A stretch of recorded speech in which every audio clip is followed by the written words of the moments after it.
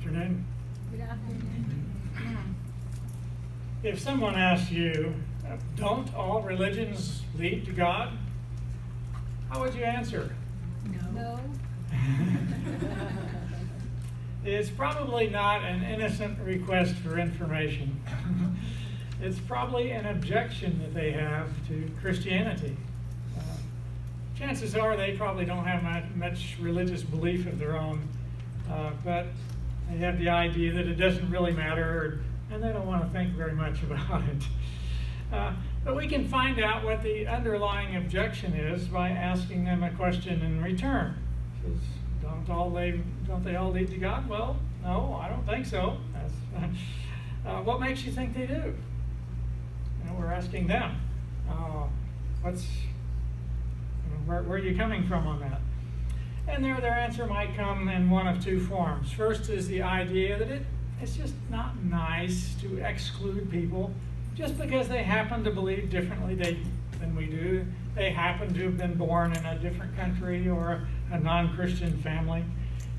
Why should we exclude them or even say that they'll have eternal punishment? Just because they live in a culture that makes it difficult for them to say the right words, go to the right temple or mosque or building for their spiritual life. We'll deal with some of that question later, next week. But today we'll just consider the objection that Christianity excludes people rather than embracing everyone. Now, the second objection might be worded a little more strongly. It's arrogant for us to think that we've got it right and billions of other people don't. Christianity or Christians supposedly think that we're better than other people. Well, perhaps some Christians do think that, but we shouldn't. Now, sometimes the illustration is used of blind men touching an elephant. This illustration goes back thousands of years and used for all sorts of things, but it's sometimes used for religions too. Several blind men touching an elephant. One blind man is at the tail and he says, an elephant is like a rope. One is at the leg and says an elephant is like the trunk of a tree. One's at the trunk of the elephant and says an elephant must be like a very big snake. And one of them somehow got up to the ear and says it's like a big leaf. Well, all of them are right in what they're saying, but they're wrong if they say that the others are wrong. And the various world religions are like that, supposedly. They each have a partial picture, but the fundamental reality is the same for all of them. In a way, this objection is based on the idea that none of the religions can prove themselves to be right over against the others.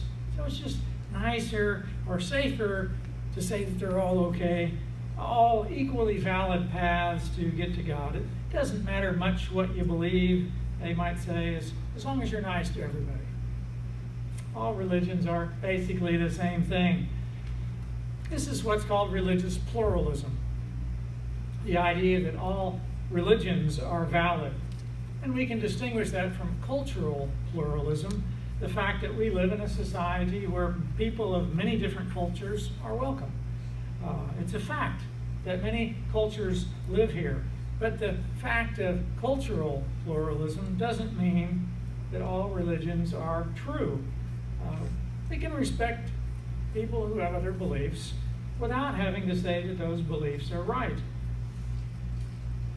In fact, when we explore this a little more, we find it's simply impossible to think that they are all right because they teach mutually exclusive things. One religion says you need to believe in Jesus, and another says if you worship Jesus, you're going to end up in hell. Both of them can't be true at the same time. And as it turns out, there are some superficial similarities in the religions, but there are some fundamental, basic differences. They have different ideas about God, or even whether there is a God, why we are alive, how we're supposed to live, what our hopes are for the future. It's not possible for all the religions to be true in all these things.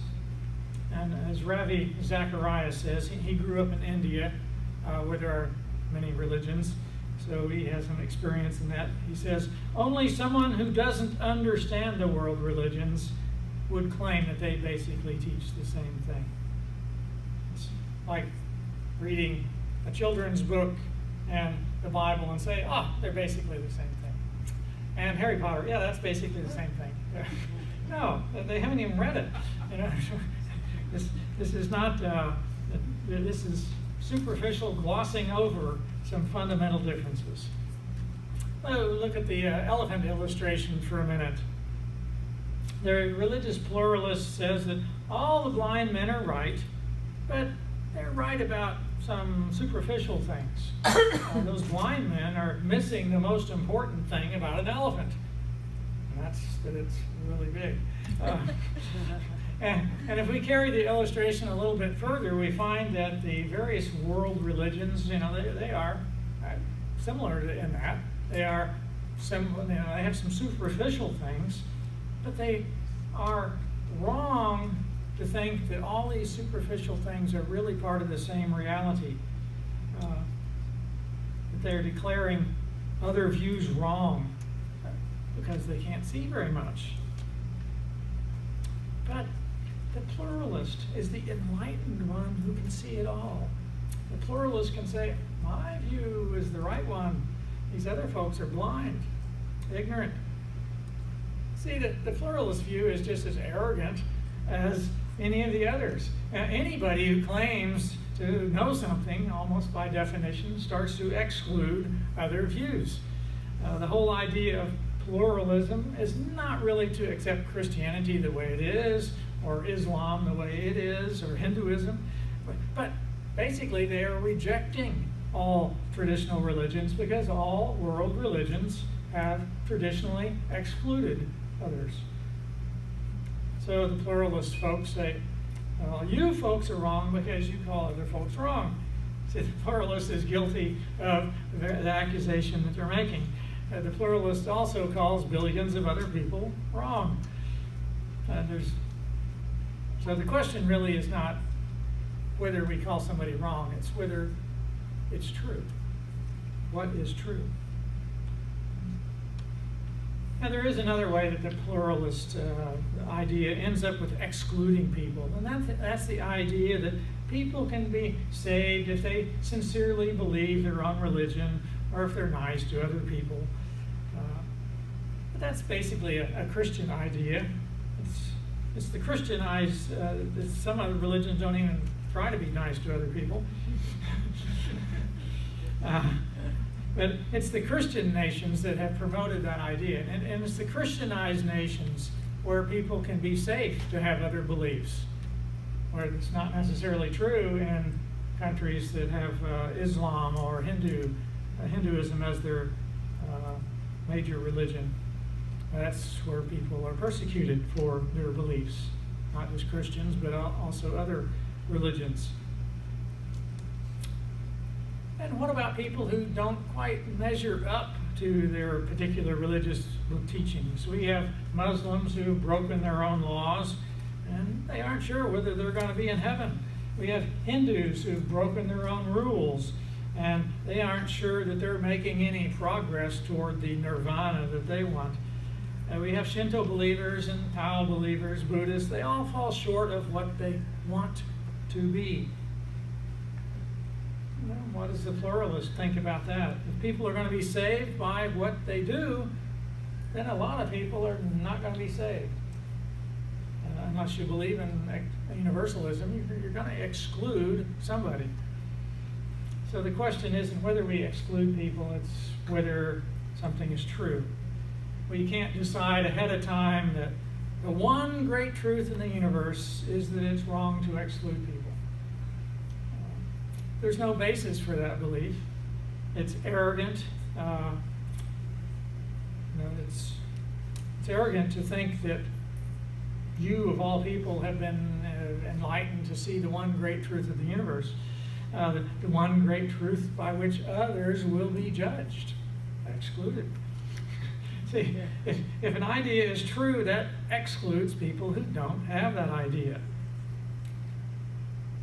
So that leads me to Christianity's answer to this problem, and that's grace. Christianity has several distinctive teachings, such as Jesus is the Son of God, made flesh for our salvation, that he died for our sins, he rose from the dead. Those things are important, they're true. But they were done for a more fundamental truth, that humanity cannot save itself. No matter what religion we have, we all fall short. No matter what rules we have, we fall short. We all sin, fall short of our potential, and we can't save ourselves. So there's something rotten at our core. And that's why Jesus came in the flesh. He lived a perfect life, was crucified, and resurrected. Since we can't earn our salvation, we can't be good enough to deserve it. It all has to be given to us as a gift from a supremely gracious God who loves us despite our shortcomings. Even while we were sinners, Jesus died for us. That's amazing grace. And rather than being exclusive, it is really the most inclusive of religious ideas. We all need grace, and God gives grace to all. At the Last Judgment, when we stand before God to give account of our lives, the worst thing that we could tell God is, I don't need you. I prefer you to stay out of my life. And C.S. Lewis says that such people will get their wish. The good news is that God gives us grace. We are free to accept it. Perhaps I should say Him. Because this grace comes to us in the form of Jesus Christ. He is grace personified. God's gift to us, the gift of Himself. The gift that we could never earn. The gift that gives no one an excuse to boast over others. It's the gift of salvation, of a life forever with a wonderfully good and righteous God. It's a more beautiful reward than that offered by any other world religion. More beautiful than the reward offered by pluralism, because they don't have a reward. They never define what the reward actually is, because that would force them to say what truth is. Now, Jesus told us in John 14 and verse 6, He claimed this for Himself. I am the way and the truth and the life. No one comes to the Father except through me. Either He was arrogant or sadly mistaken, or He was telling the truth. The early church said the same thing in Acts chapter 4, verse 12. There is salvation in no one else, for there's no other name under heaven other than Jesus that's given among people by which we must be saved.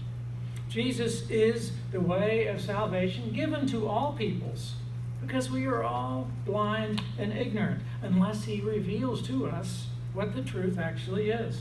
He claims to not just give us a partial picture, but to give us as much as we need. He claims to do something for us that we are unable to do ourselves. We're not saved by our diligent effort, by our sincerity, but by grace. His generous gift to us, received by faith that He has done it for us. So, do all religions lead to God? No, none of them do. Christianity says we don't get to God through our religious efforts. The truth is that God has come to us in the person of Jesus. Jesus is God in the flesh, and the path to God leads to God only if it leads to Jesus, because He is God. And everyone is welcome to come to Him.